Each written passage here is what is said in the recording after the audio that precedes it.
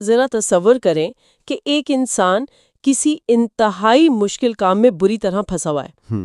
شاید کوئی بہت ہی کٹھن جسمانی مشق یا زندگی کا کوئی ایسا لمحہ جہاں اسے لگتا ہے کہ اس کا جسم اور دماغ اب مکمل طور پر جواب دے چکے ہیں.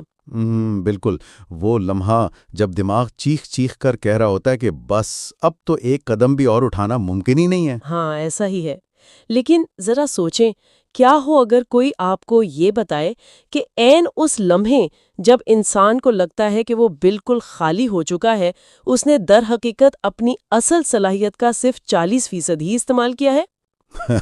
یہ دعویٰ بظاہر کسی سائنس فکشن فلم کا ڈائلاگ معلوم ہوتا ہے. ہاں. لیکن دراصل یہیں سے ڈیوڈ گوگنز کی کتاب کانٹ ہرٹ می کا اصل فلسفہ شروع ہوتا ہے.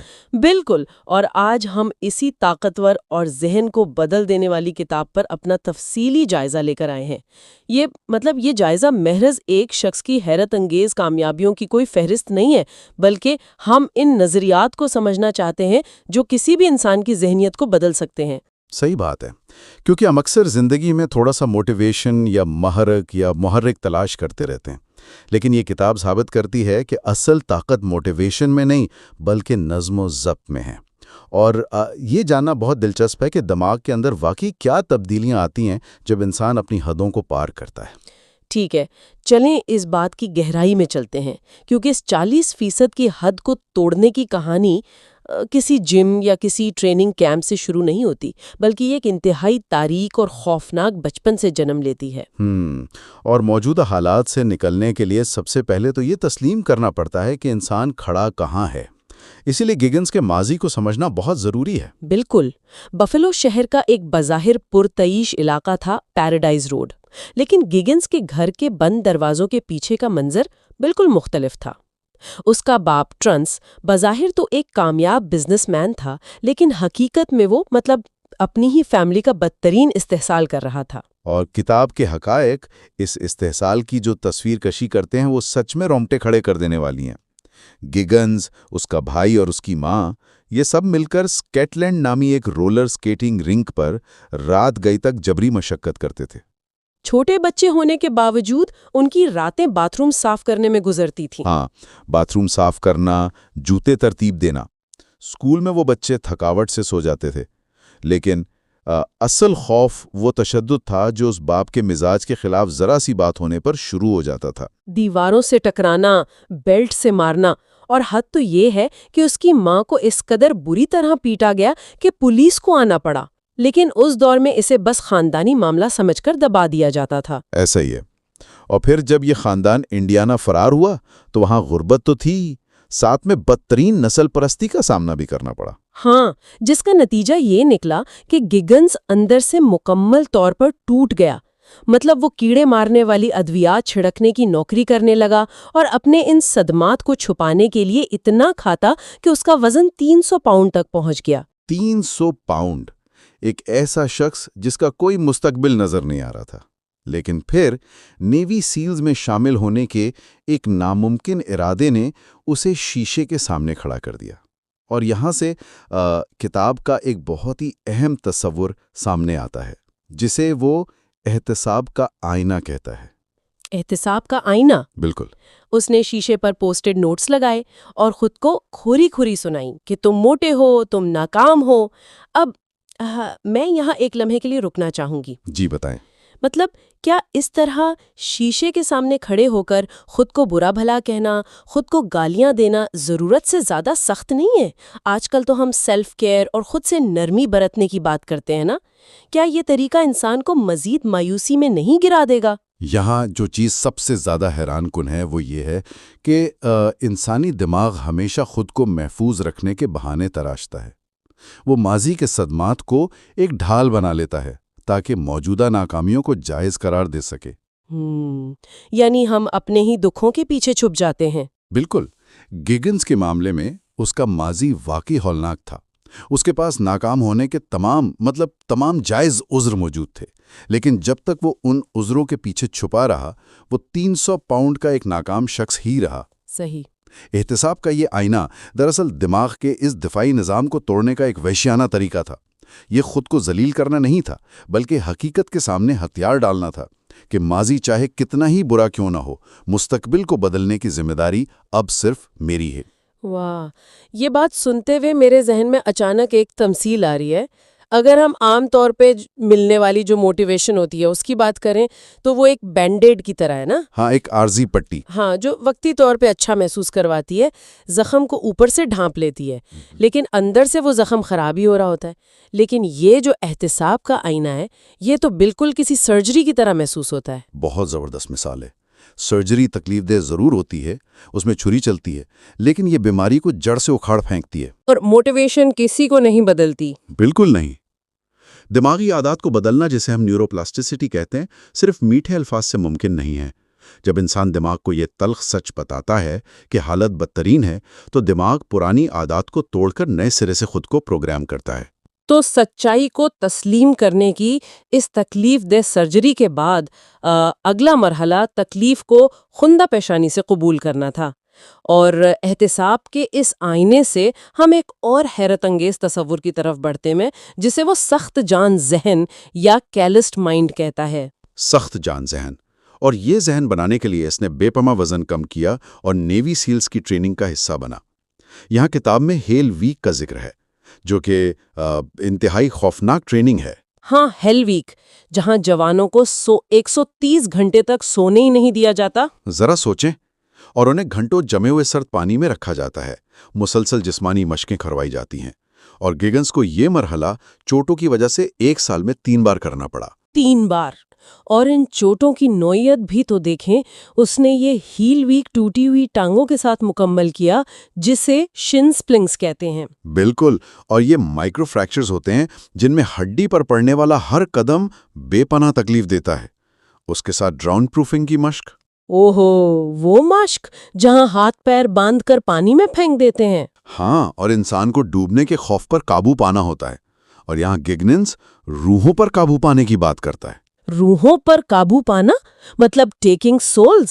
یہاں آ کر بات واقعی بہت دلچسپ ہو جاتی ہے، کیونکہ مجھے یہاں ایک بہت بڑی الجھن بھی ہو رہی ہے۔ مطلب میں سمجھ سکتی ہوں کہ فوج کو مضبوط لوگ چاہیے، لیکن ٹوٹی ہوئی ہڈیوں کے ساتھ دوڑنا؟ کیا کوئی بھی ڈاکٹر اسے سیلف ہارم یا خود کو تباہ کرنے کا عمل نہیں کہے گا؟ ہم تو سنتے ہیں کہ اپنے جسم کی آواز سنو تاکہ مستقل معذوری سے بچ سکو۔ گگنز نے اس تکلیف کو اپنے فائدے کے لیے استعمال کیسے کیا؟ یہ اعتراض اپنی جگہ بالکل درست ہے۔ میڈیکل سائنس یقیناً اس کی مخالفت کرے گی، لیکن دیکھیں، یہاں گگنز کا مقصد جسمانی صحت تھا ہی نہیں، بلکہ بقا اور ذہنی تسلط تھا۔ ذہنی تسلط؟ جی، سیلز ٹریننگ میں انسٹرکٹرز کا کام جوانوں کی قوت ارادی کو توڑنا ہوتا ہے۔ وہ چاہتے ہیں کہ انسان ہار مان لے، لیکن گگنز نے سوچا کہ اگر میں اس درد سے بھاگنے کے بجائے اسے گلے لگا لوں تو کیا ہوگا؟ تو اس نے درد میں چیخنے کے بجائے مسکرانا شروع کر دیا۔ واہ! بالکل، وہ انسٹرکٹرز کی آنکھوں میں دیکھ کے اور زیادہ سزائیں مانگتا تھا، اور جب انسٹرکٹر یہ دیکھتا ہے کہ اس کا سب سے بڑا ہتھیار یعنی تکلیف اثر ہی نہیں کر رہا، تو الٹا اس کا اپنا حوصلہ ٹوٹ جاتا ہے۔ یہ بالکل ایسا ہے جیسے ایک باکسر کی مثال لے لیں۔ کیسی مثال؟ مطلب جب کوئی شخص پہلے دن رنگ میں اترتا ہے اور اسے مکہ پڑتا ہے تو اسے لگتا ہے کہ دنیا گھوم گئی ہے، بہت درد ہوتا ہے، لیکن وہی باکسر 10 سال بعد جب درجنوں مکے کھاتا ہے تو وہ کھڑا رہتا ہے۔ بالکل ایسا نہیں کہ اسے درد نہیں ہوتا، بلکہ مسلسل مکے کھا کر اس کا ذہن اس قدر سخت ہو چکا ہوتا ہے، اتنا کیلسڈ ہو چکا ہوتا ہے کہ دماغ درد کے سگنلز کو اہمیت دینا ہی بند کر دیتا ہے۔ بہت خوبصورت مثال ہے، اور اس کے پیچھے ایک مکمل سائنسی عمل بھی ہے۔ اچھا، وہ کیسے؟ جب کوئی شخص تکلیف کا سامنا کرتا ہے تو دماغ کا الارم سسٹم بجتا ہے، لیکن جب انسان جان بوجھ کر اس تکلیف کو قبول کر لیتا ہے تو جسم کا ہمدردانہ اعصابی نظام یعنی سمپتھیٹک نروس سسٹم متحرک ہو جاتا ہے۔ تو جسم لڑنے کے لیے تیار ہو جاتا ہے۔ بالکل، یہ نظام ایڈرینولین اور اینڈورفنز کا سیلاب پیدا کرتا ہے جو جسم کو بے حس کر دیتا ہے۔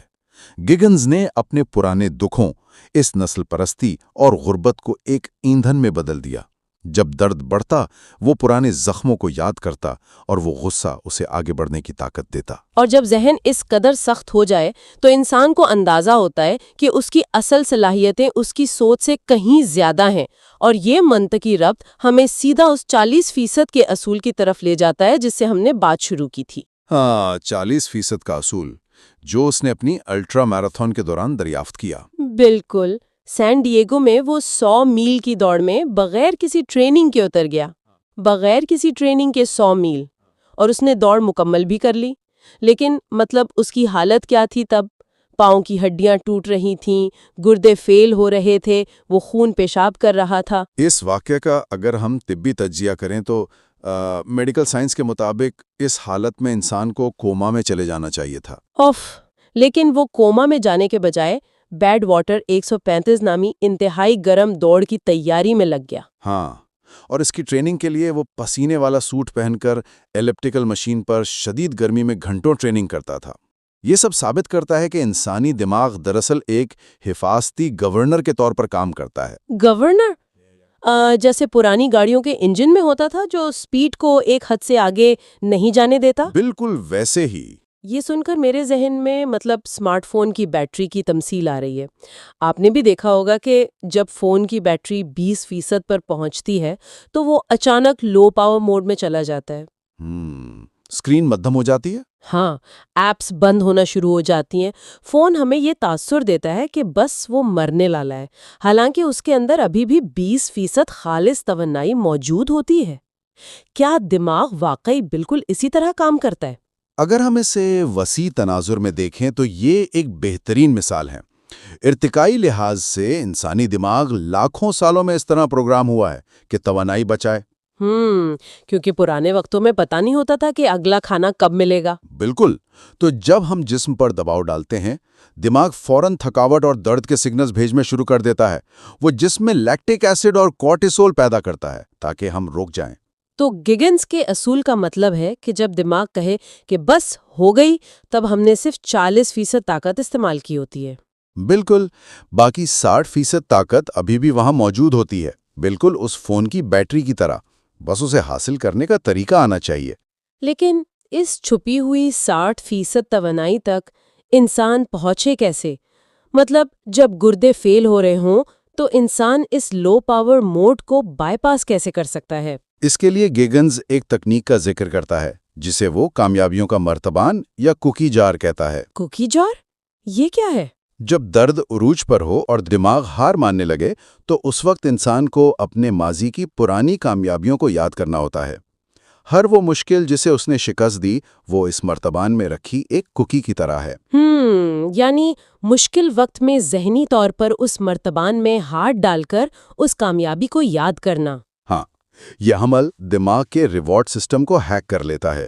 یہ ڈوپامائن خارج کرتا ہے جو درد کو دبا کر دماغ کو یاد دلاتا ہے کہ اگر میں پہلے یہ کر چکا ہوں تو اب بھی کر سکتا ہوں۔ واہ، یہ تو بلا شبہ حیرت انگیز ہے۔ لیکن اب ہم اس جائزے کے سب سے فکری اور شاید سب سے گہرے حصے کی طرف آتے ہیں جہاں کچھ بہت سنجیدہ سوالات جنم لیتے ہیں۔ بالکل۔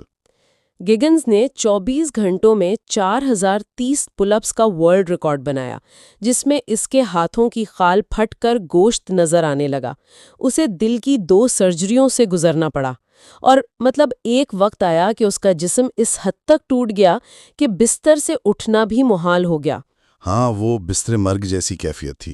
اور اس حالت میں اسے احساس ہوا کہ اس کا یہ تباہ شدہ جسم ہی اس کی اصل ٹرافی ہے۔ تو میرا سوال یہ ہے کہ اس سب کا اصل مطلب کیا ہے؟ کیا واقعی اتنی شدید تکلیف اور اپنے جسم کو اس طرح تباہ کرنا ہی عظمت کا واحد راستہ ہے؟ کیا ہر شخص کو یہی کرنا چاہیے؟ اس سے ایک بہت اہم سوال جنم لیتا ہے، اور گگنز کی سوچ کا تجزیہ کرنے کے لیے ہمیں اس کے محرکات کو دیکھنا ہوگا۔ اس کا مقصد صرف ورلڈ ریکارڈ بنانا نہیں تھا۔ وہ بستر پر لیٹا تسلیم کر رہا تھا کہ وہ یہ سب بچپن کے صدمات اور قبولیت کی تلاش میں کر رہا تھا۔ اس نے اپنی ناکامیوں کا پوسٹ مارٹم کیا، جسے فوج میں آفٹر ایکشن رپورٹ کہتے ہیں۔ تو کیا ہم کہہ سکتے ہیں کہ اس کا یہ راستہ ہر کسی کے لیے نہیں ہے؟ ہم عام لوگ اس سے کیا سیکھیں؟ بالکل، یہ راستہ ہر کسی کے لیے نہیں ہے۔ وہ بقا کی جنگ لڑ رہا تھا۔ عام انسان اس سے یہ سبق سیکھ سکتا ہے کہ ہماری مقررہ کردہ حدود دراصل فرضی ہیں۔ ہم گگنس کی طرح خود کو تباہ کیے بغیر بھی روزمرہ زندگی میں نظم و ضبط کو جذبات اور موٹیویشن پر ترجیح دے سکتے ہیں۔ یہ بات بہت سکون دینے والی ہے۔ مطلب اگر صبح جلدی اٹھ کر کام کرنا ہے اور دماغ کہہ رہا ہے سو جاؤ، تو اس وقت دماغ پر قابو پانا ہی دراصل 40% کے اصول پر عمل کرنا ہے۔ اس کے لیے ضروری نہیں کہ ہمارے پیروں پر خون بہتے چھالے ہوں، وہ چھالے ذہن پر بھی پڑ سکتے ہیں جو ہمیں مضبوط بنا دیں۔ بالکل، اور کوئی بھی شخص جو اس وقت یہ جائزہ سن رہا ہے وہ زندگی میں کسی نہ کسی ہیل ویک سے ضرور گزر رہا ہوگا۔ ہاں، چاہے وہ کام کی جگہ ہو، رشتوں کی الجھنیں ہوں یا ذاتی مقاصد کی جنگ۔ اور گوگنس کی زندگی سے ملنے والے یہ اوزار جیسے احتساب کا آئینہ ہر انسان کے لیے قابل عمل ہیں۔ بالکل، اور بحث کو سمیٹتے ہوئے کتاب کا ایک آخری فکر انگیز نقطہ بہت اہم ہے۔ کتاب میں ذکر ہے کہ ہر 100 لوگوں میں سے صرف ایک شخص اصل جنگجو ہوتا ہے۔ One warrior. ہاں، لیکن سوچنے کی بات یہ ہے کہ اگر کوئی واقعی اپنی صلاحیتوں کے 100% تک پہنچنے کا فیصلہ کر لے تو اس سفر میں اسے کون سے رشتے، کون سے سکون اور کون سے خواب پیچھے چھوڑنے پڑیں گے؟ کیا اس تنہا چوٹی پر پہنچنے کی قیمت اس چوٹی کے نظارے سے زیادہ تو نہیں؟ یہ ایک ایسا سوال ہے جس کا جواب ہر انسان کو خود اپنے احتساب کے آئینے کے سامنے کھڑے ہو کر تلاش کرنا ہے۔ بالکل، ہم امید کرتے ہیں کہ ان نظریات نے آپ کی سوچ کے کچھ نئے دریچے ضرور کھولے ہوں گے۔ اس گفتگو کا مقصد یہی تھا کہ آپ خود کو ایک نئے زاویے سے دیکھ سکیں۔ اپنا بہت خیال رکھیے گا اور اپنی حدود کو چیلنج کرتے رہیے گا۔ خدا حافظ۔